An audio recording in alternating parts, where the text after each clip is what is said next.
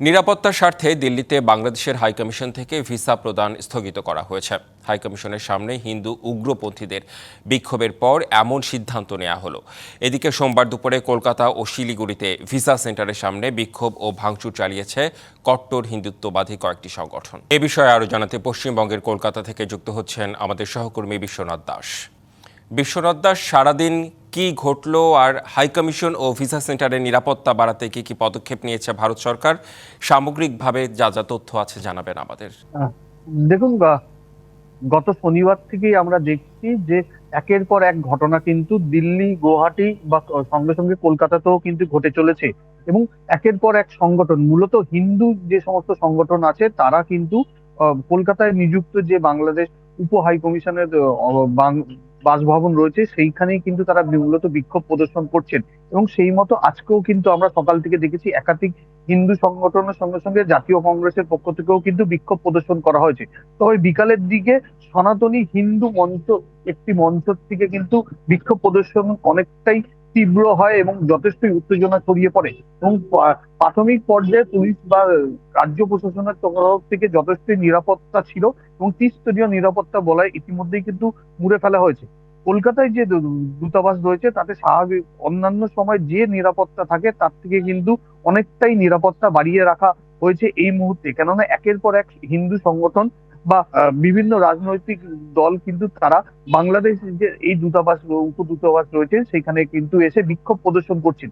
তাদের মূলত যেটা দাবি সেটা হচ্ছে যে বাংলাদেশের বর্তমান পরিস্থিতি আমরা দেখেছি গত 1.5 বছর ধরে একই থাকলেও সম্প্রতি যে এক হিন্দু যুবক অর্থাৎ দীপু দাসের যে খুন, তা নিয়ে কিন্তু যথেষ্টই বিক্ষোভ দেখা যাচ্ছে।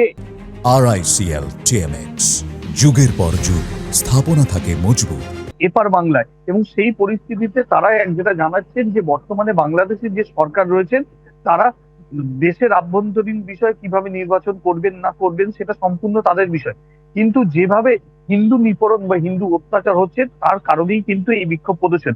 এবং আজকে আমরা দেখলাম সেইখানে তারা কিন্তু এক প্রকার বাংলাদেশ উপ হাই কমিশনে যাবার চেষ্টা করছিলেন, সেই জায়গায় কিন্তু পুলিশের জায়গা থেকে তাদেরকে আটকে দেওয়া হয়। প্রায় 200 মিটার আগে থেকেই তাদেরকে রুখে দেওয়া হয়। এর পরবর্তী পর্যায়ে তারা কিন্তু রাস্তায় বসে বিক্ষোভ দেখাতে থাকেন, অগ্নিসংযোগ করেন এবং স্লোগান করেন।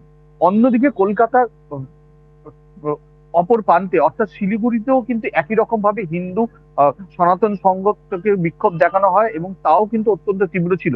ইতিমধ্যেই যে খবরটা এসে পৌঁছাচ্ছে যে আজ থেকে কিন্তু কলকাতার যে শিলিগুড়ি ভিসা সেন্টারটি রয়েছে সেটি কিন্তু অনির্দিষ্টকালের জন্য বন্ধ করে দেওয়া হয়েছে। এবং এর আগে আমরা দেখেছি যে গুয়াহাটি, আসাম এবং দিল্লির কিন্তু যে বাংলাদেশ নাগরিকদের জন্য পরিষেবা অর্থাৎ দূতাবাস থেকে যে সমস্ত পরিষেবা দেওয়া হয় ভিসা বা অন্যান্য পরিষেবা, তা কিন্তু অনির্দিষ্টকালের জন্য নিরাপত্তার কারণে বন্ধ রাখা হয়েছে।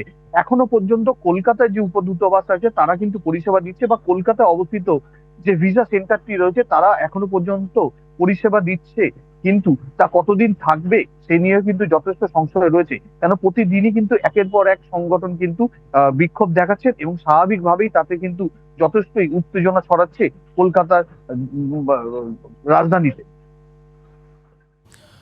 অর্থাৎ বিস্তারিত জানালেন আপনি। পরবর্তীতে যদি কোনো কিছু ঘটে থাকে কিংবা আরও তথ্য থাকে আপনার কাছে, আপনার কাছ থেকে আমরা জেনে নিতে চাই। বিশ্বনাথ দাস, অনেক ধন্যবাদ আপনাকে।